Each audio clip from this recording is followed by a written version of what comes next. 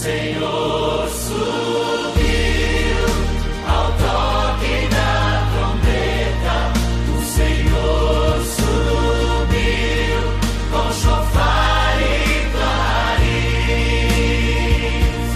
Aleluia, Ele reina, aleluia, para sempre. O Senhor subiu ao toque da trombeta.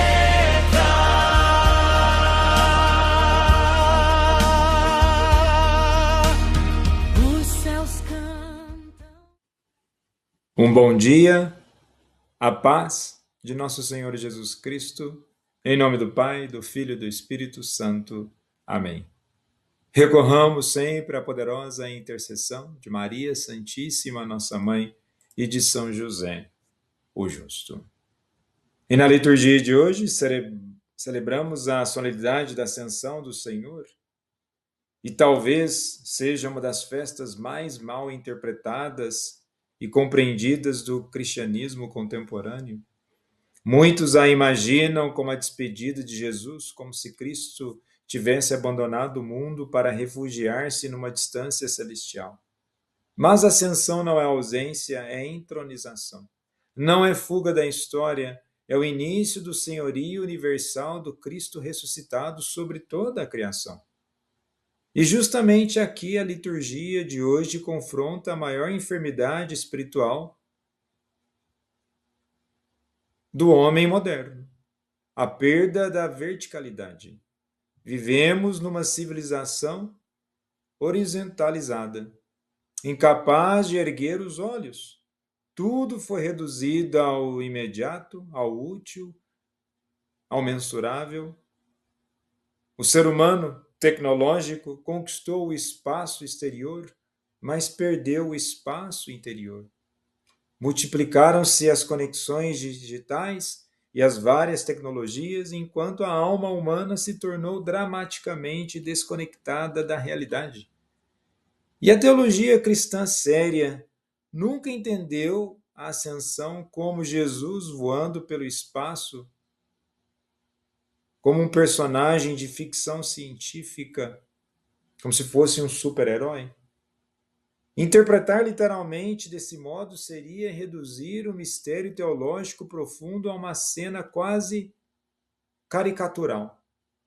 E a linguagem da ascensão em Atos dos Apóstolos utiliza imagens visíveis para expressar uma realidade invisível e transcendente. Nesse sentido, precisamos ter em mente que a ascensão é diferente de um superpoder físico. A ascensão é igual à glorificação e entronização de Cristo. E nessa glorificação, traz exatamente a dimensão para o alto. E tal movimento possui significado simbólico teológico. Alto representa Deus, o céu representa a esfera divina, subir significa entrar na glória do Pai. A própria Escritura usa continuadamente essa linguagem. Deus é o Altíssimo, Jerusalém é elevada, subir ao templo significa aproximar-se de Deus. Com isso, não é linguagem astronômica, é linguagem sacramental e simbólica. E veremos que na primeira leitura de hoje, em Atos capítulo 1, dos versículos 1 ao 11, trata exatamente dessa dimensão, onde, retomando os acontecimentos após a ressurreição, Cristo apresentou-se vivo aos discípulos durante 40 dias, e o número 40 possui densidade bíblica. 40 anos no deserto, 40 dias de Moisés no Sinai, 40 dias de Elias rumo a Horebe, 40 dias de Cristo no deserto, ou seja, 40 é igual a um tempo de preparação, purificação e passagem. Então a ascensão acontece, portanto, como culminação de uma pedagogia divina. Os discípulos ainda perguntam: Senhor, é agora que vais restaurar o reino em Israel? Está no versículo 6. Eles ainda pensam politicamente, de certo modo, materialmente. Ainda imaginam o messianismo terrestre. Ainda não compreenderam plenamente que o reino de Deus não se reduz a estruturas históricas e materialistas. E aqui aparece uma advertência decisiva para a igreja de todos os tempos. Sempre haverá a tentação de reduzir o cristianismo a projeto ideológico, sociológico ou partidário. Mas Cristo desloca o olhar dos discípulos, não lhes entrega um programa político, promete-lhes o quê? O Espírito Santo. Recebereis a força do Espírito Santo. Estamos nessa caminhada da preparação para Pentecostes. E é interessante que o termo grego dinamis, poder, energia transformadora, força divina. Ou seja, a igreja nasce não da eficiência humana, mas do fogo do Espírito. E Lucas descreve: foi elevado à vista deles. A ascensão não deve ser lida como deslocamento espacial simplista, como se Jesus subisse fisicamente acima das nuvens no sentido cosmológico moderno. Na linguagem bíblica, a nuvem é símbolo da presença divina. A nuvem do Êxodo, a nuvem sobre o Sinai, a nuvem da transfiguração. Cristo entra na glória do Pai. Então vejamos um caminho: humilhação, cruz, ressurreição, glória. São Leão Magno dizia: a ascensão de Cristo é nossa elevação. E aqui está o centro da esperança cristã. A humanidade entrou definitivamente no coração da Trindade.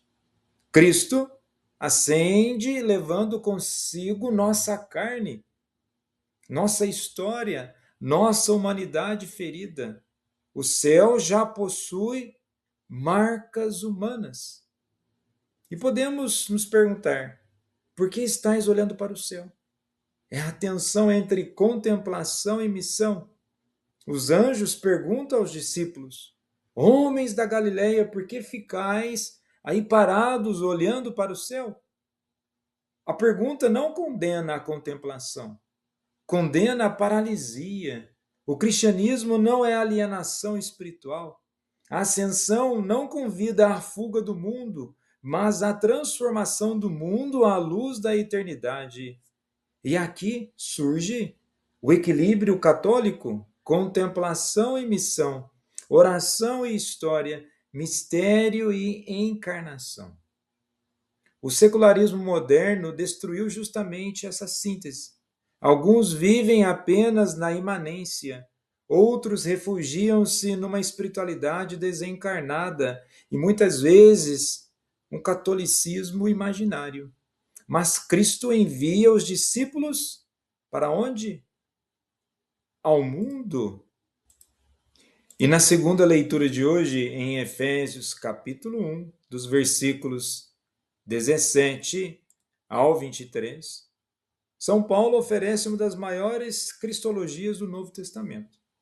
Ele pede que o Deus de nosso Senhor Jesus Cristo ilumine os olhos do vosso coração. Não basta a inteligência racional, é necessário um coração iluminado. O problema contemporâneo não é mera ignorância intelectual, é cegueira espiritual. E Paulo descreve Cristo exaltado, acima de todo principado, poder, força e dominação. Ou seja, Cristo, todo o poder histórico, político e espiritual.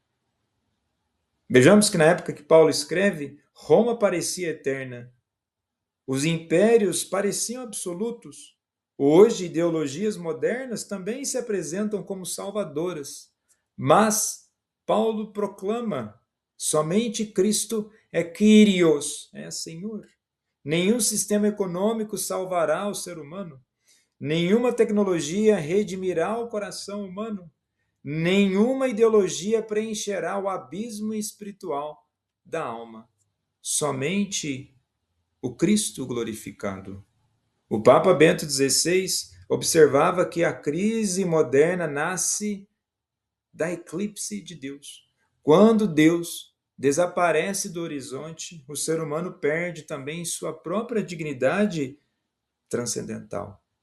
E com isso, entramos na dimensão do Evangelho de hoje, em Mateus capítulo 28, dos versículos 16 ao 20.